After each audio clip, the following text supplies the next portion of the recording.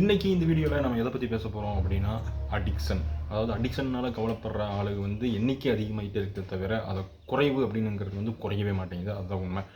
காரணம் என்ன அப்படின்னா, நம்மளோட கேம்பிளிங் அடிக்ஷன் அப்படின்னாலே உங்களுக்கு தெரியும். நம்ம பணம் இவ்வளோ போட்டோம் அப்படின்னா இவ்வளோ கிடைக்கும், நீ பாக்கெட்லேருந்து ₹1 போடு, அதுக்கப்புறம் நீ மூட்டை கட்டி பேங்க்குக்கு இழுத்துட்டு போ அப்படிங்கிற மாதிரி தான் விளம்பரம் பண்ணி எல்லா காசையும் மொத்தமாக சுருட்டிட்டு போயிடுறாங்க.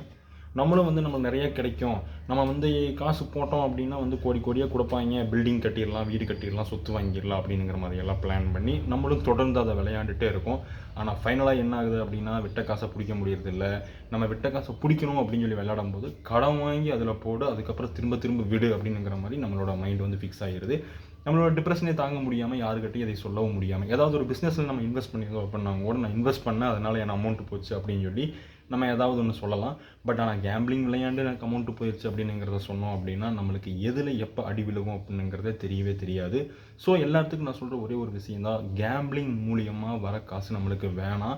அப்படி உங்களுக்கு அமௌண்ட்டு கிடைக்கிது அப்படின்னா அதுக்கு ஒரு லிமிட் செட் பண்ணிக்கோங்க. அதாவது ஒரு மாதத்துக்கு நான் இவ்வளோ அமௌண்ட்டு தான் நான் இதில் டெபாசிட் பண்ணுவேன், நான் இவ்வளோ தான் விளையாடுவேன், இது மூலிமா நம்மளுக்கு வந்துச்சு அப்படின்னா ஓகே, இல்லை அப்படின்னா எனக்கு வேணாம். இதர தேவைகளுக்கு, அதாவது எல்லா வேலைகளையுமே நம்மளுக்கு பூர்த்தி செய்து முடித்த பிறகு இருக்கும் அந்த எக்ஸ்ட்ரா காசை மட்டும் போட்டு நீங்கள் விளையாடுங்க.